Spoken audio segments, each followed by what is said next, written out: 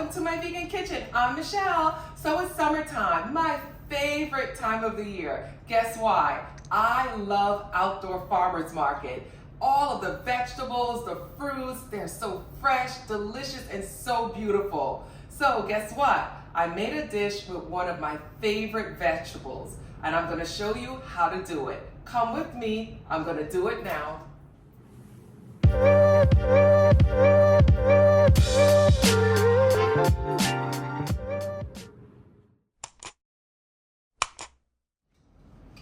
All right, guys, this is it. This is my favorite vegetable, or one of my favorite vegetables. I shouldn't call it my favorite.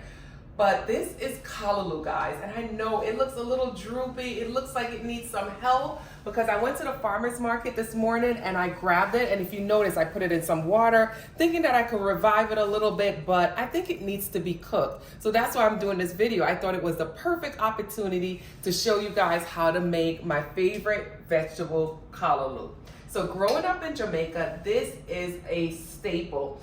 It's kind of a cross between spinach and collard greens. So it's kind of right in the middle. It's not as soft as spinach and it's not as coarse as collard greens, if that makes sense. But for me, I just find that it has a really good flavor. It doesn't taste like too much like green leaves. It just has a nice, good, sweet, kind of mild flavor. So I'm gonna cook it up today and show you guys how to make a really delicious dish.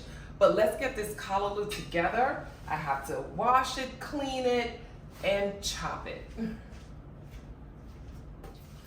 So as you can see here, guys, I have a lot of callaloo.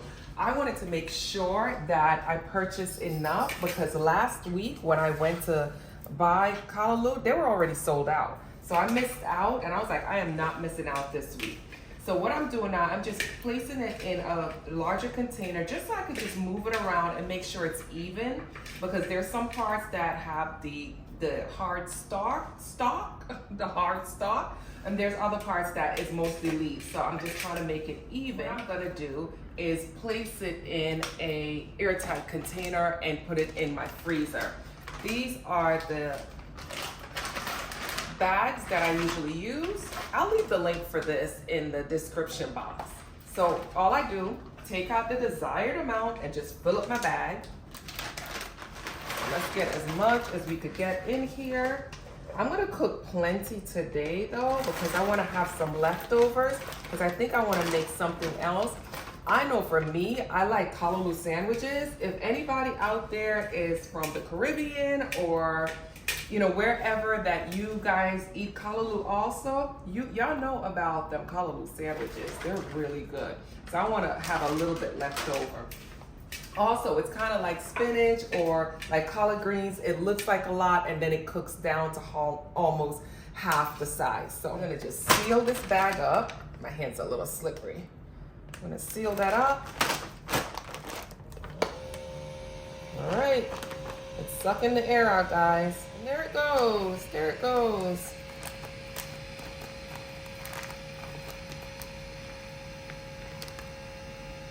Now that my callaloo is airtight, I'm gonna place this in the freezer, and this can stay in the freezer. I usually leave it for maybe up to 3 months, but use it earlier just to have a fresher batch of frozen vegetables. But I'm gonna go pop this in the freezer and then get started on the rest of my callaloo. All right, I gave my callaloo a second rinse. And I'm just putting it in the salad spinner now just to get out some of that water, because I want this to be more on the drier side, so when I cook it, it's not too watery. Okay, so I'm just gonna place my callaloo on the side for now.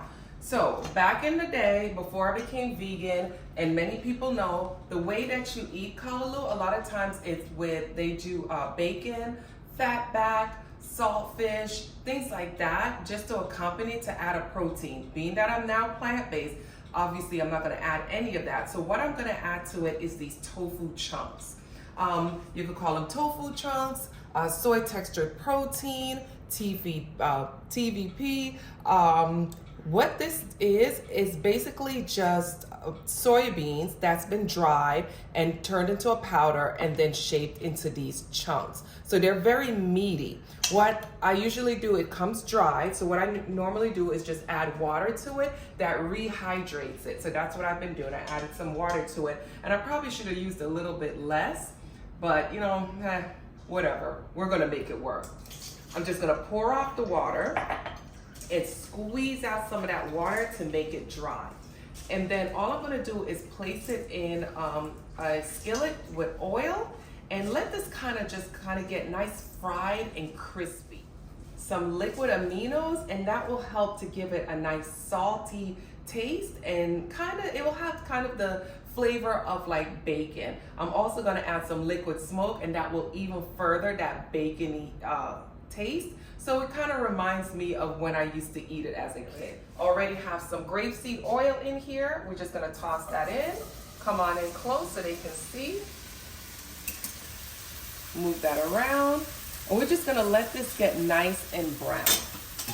While the tofu chunks cook, let's add some garlic, onion, and tomatoes. Now, how do I go to the farmer's market and forget to buy large tomatoes? I usually get like Roma tomatoes or plum tomatoes. I forgot. So we're gonna use these cherry tomatoes. I'm just gonna cut them up a little bit smaller. And we're not gonna put a lot of tomatoes in there, but I still wanted a little bit of that tomato flavor. Here's my garlic and my onions, so let me get to chopping so we could get that in the pan. All right, guys, come on in. I want you to see what it looks like. These are what the tofu chunks looks like. So it is browned up. We're gonna add some liquid aminos. Let's get that off my finger.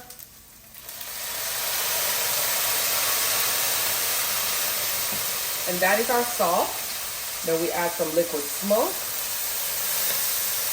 And that is our smoke. I'm gonna toss that around so it doesn't burn. Let it become friends. I'm gonna taste one just to make sure it's right. And it is perfect. Now what I'm gonna do is just take this and put it in a separate bowl for now.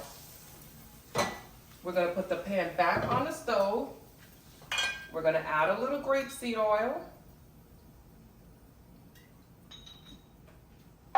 And we're gonna grab our tomatoes, garlic, and onions. All right, let's go. Get that sizzling.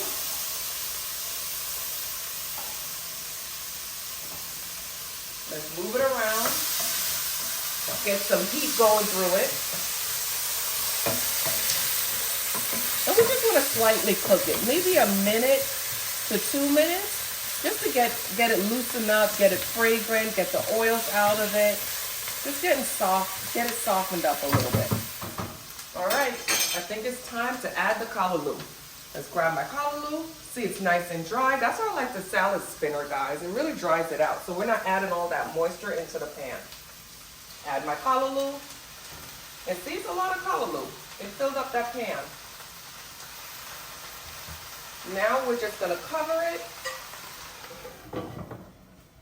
Turn the flame down a little bit to medium-low and let it get cooked. All right, it's time to check on the callaloo. Come on in. So we gave it a couple of minutes to kind of cook down and wilt down. That's what it looks like. As you can see, let's turn this back up a little bit. I didn't want it to burn. Now is the time. Now, if I had a Scotch bonnet pepper, I would put that in right now. And you know Scotch bonnet pepper is pretty hot. So 2 ways you can do it. You could either remove the seeds, like cut it open and gently remove the seeds, chop it up and place it in here. So good, and it won't be as hot. Or you could simply take the little stem off, make a little hole right there where the stem is, and place it in the pot. This way it will have the flavor without the heat. So 2 ways to enjoy Scotch bonnet without having the heat. I don't even know why I talked about it, because I don't have a Scotch bonnet to put in here. Again, something else I forgot when I went to the farmer's market. But nothing's gonna stop me from making this callaloo. So now I'm gonna add back in my bacon bits. So remember, that's my soy textured protein. We're gonna add that right back in there. We're gonna season up the pot with some black pepper. There's some fresh ground black pepper. All right, let's get that in. And some salt.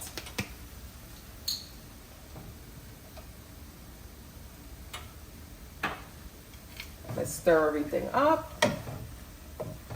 And there go my onion and my garlic. You guys can see. Let's turn that pot back to a medium. And we're gonna put the top back on and let it steam down some more because we have to get those hard pieces cooked down. All right, let's give it a final check on our callaloo. Let's take a look. So I give it maybe about 5 minutes, 5 to 7 minutes to allow it to really cook, and that's what it looks like. Our callaloo is done, guys. Let's plate. All right, so I have some other sides that we're gonna have with our callaloo. Let me get my plate down here. So I have some white rice, some steamed white rice, and I'm not doing a lot of white rice. However, this white rice was in the fridge, and I've been hearing lately that if you cook white rice, place it in the refrigerator and eat it the next day, you know, reheat it, just eat it, that is gonna help to reduce the amount of sugar that gets in your bloodstream so it doesn't spike your insulin. So that's what I've been doing, but just a little bit of rice. We're not gonna do too much rice. I also went ahead and made some tofu, and I made the tofu to look like fish, guys. I even seasoned it to taste like fish. I used some obey and just some cornstarch and just fried it. It tastes just like, kind of have the flavor of like fried fish and chips. And now let me get the callaloo. Now, because you know I've been waiting for this callaloo, I'm gonna have a generous heaping. So let's plate that up. This is a protein-packed meal, guys. But we have the callaloo. Callaloo is loaded with calcium, fiber, protein, iron. I could go on and on. This is a superfood right here. Then you have the tofu. Tofu, again, has fiber. It also has a ton of protein. Right here, you're getting a whole lot of protein in this meal. This is a really good dinner, guys. A really good dinner. All right, it's time to taste, guys. Let's get into this callaloo. Because I tell you, I haven't had real callaloo in a while. Usually I get it in a can and I hate it in a can. So I stopped buying it because it just didn't taste the way I remembered it tasting. It always had a weird briny taste. So I'm so glad to get some good callaloo now. That's good. I know a lot of you are surprised to see that someone could be excited about eating vegetables, but when I tell you this callaloo tastes so good, nothing like spinach, not at all like collard greens. It's kind of just right in the, it just kind of is right, you know, right in the middle. It's perfect. These tofu chunks made it taste really good. You don't have to add the tofu chunks if you don't want to. You could just saute it with the onion, garlic, and tomatoes, but the tofu chunks add that little smoky, bacony taste to it. I'm enjoying myself today, guys. This is what I love about summer. I get to eat all of these wonderful fruits, vegetables. If you could scan back in my kitchen, look at all that. Tons of fruits and vegetables that I purchased at the farmer's market. Guys, thank you so much for joining me in my vegan kitchen. Don't forget to subscribe. Tap on that bell, click on the link, and I'll see you guys again next time in my vegan kitchen. Bye, guys.